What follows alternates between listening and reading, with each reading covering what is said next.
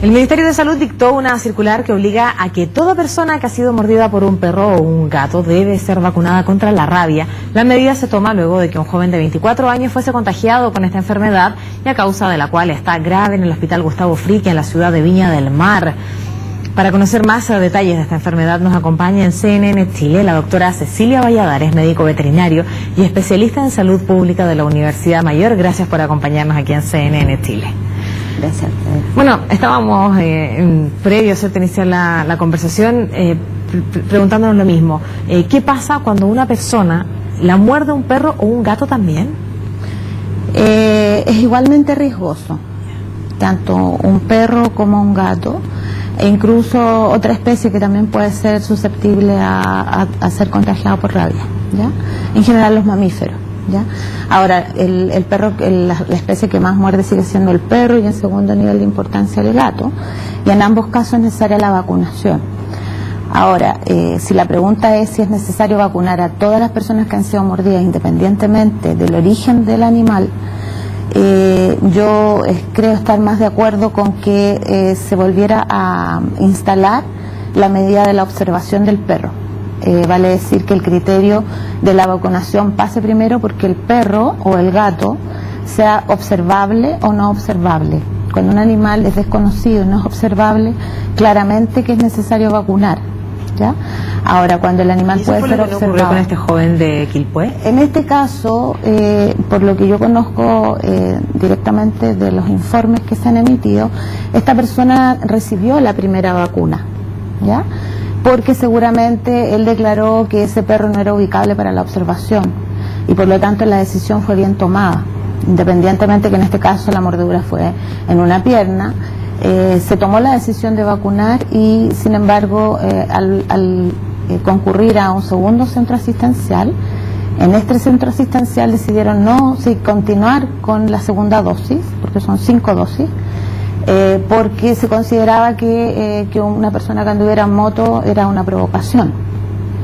Por lo tanto, porque en el antiguo algoritmo que estaba vigente hasta hace 10 días atrás, cuando un animal no era conocido, ya a la persona le preguntaban si había o no provocado al animal. Y de haberlo provocado, entonces se suponía que si había provocación, entonces el perro había mordido porque había sido provocado.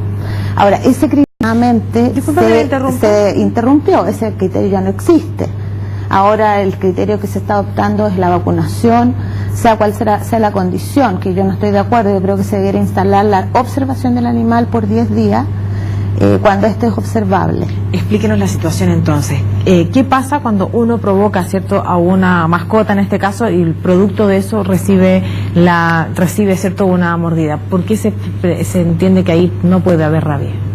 Porque hay ciertas situaciones en las cuales el perro va a morder, generalmente porque actúa defensivamente, porque actúa resguardando su territorio, porque actúa defendiendo su comida, o porque simplemente es sorprendido en algún momento y responde de manera defensiva. Por ejemplo, nosotros hemos realizado estudios del contexto en que ocurren las mordeduras, y un porcentaje no menor de mordedura, especialmente en los niños, el 50% de las mordidas en los niños ocurren en la casa, y de ese un porcentaje bastante alto ocurre porque el animal estaba comiendo, por ejemplo.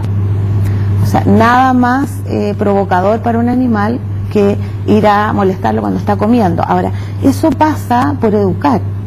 O sea, si nosotros educáramos a los niños desde pequeños en cómo relacionarse con las mascotas, y también a los adultos, un porcentaje importante de las mordeduras se podrían prevenir. Pero cuando uno provoca a un animal, ¿cierto? Y si es que anda en moto y pareciera que las motos en este caso, ¿cierto?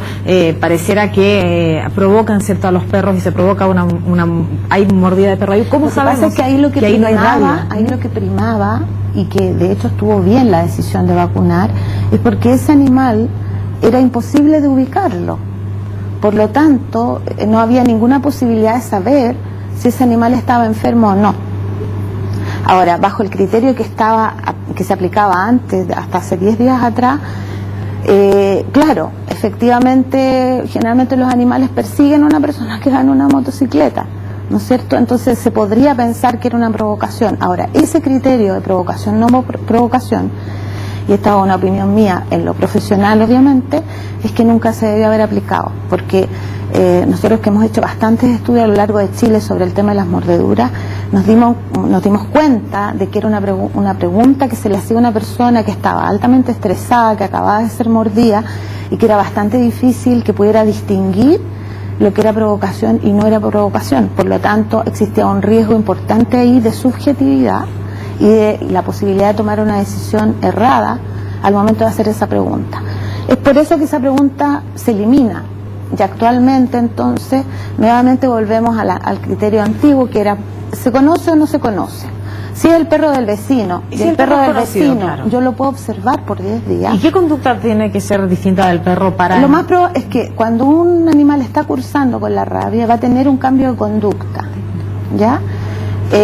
Y puede ser que ese cambio de conducta obviamente se presente mordiendo o teniendo algunas conductas que son distintas a las que tiene normalmente, entre ellas la agresividad, ¿ya?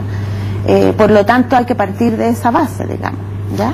¿Cuánto tiempo de reacción hay entre que uno es mordido por el perro y se presenta la rabia para poder realizar la observación del can y además el proceso de vacunación? Ahí hay un tema súper interesante y complejo además para esta enfermedad en particular, y es que la rabia tiene un periodo de incubación muy largo o muy corto, o sea, es muy variable. Puede tener un periodo de incubación de una semana, 10 días, y puede tener un periodo de incubación de hasta un año. Por lo tanto, eso complejiza el tema.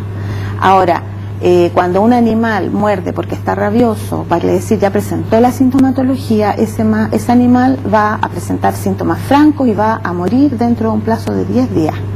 Por eso que se estipula que la observación se debiera hacer hasta los 10 días. O sea, si ese animal mordió porque estaba rabioso, dentro de ese periodo de observación va a morir, ¿ya? O va a presentar una conducta clara del cuadro rabioso, y tendrá entonces la autoridad sanitaria que hacerse cargo de retirarlo y enviarlo al Instituto de Salud Pública, y obtenido el diagnóstico, que es bastante rápido, la inmunofluorescencia directa demora 2 días en entregar los resultados, la persona se vacuna.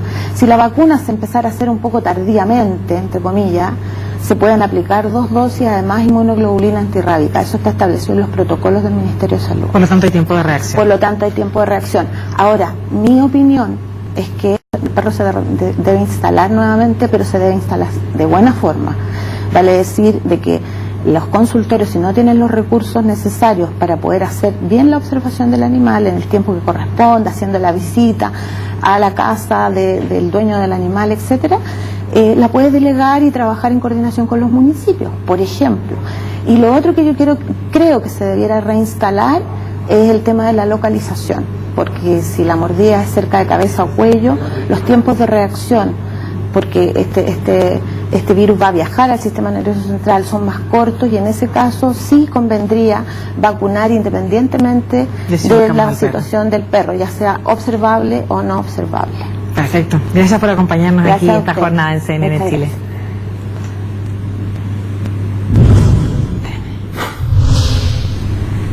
Bien, y Alemania se convirtió en el primer país en Europa en introducir la ley del tercer género para los recién nacidos, es decir,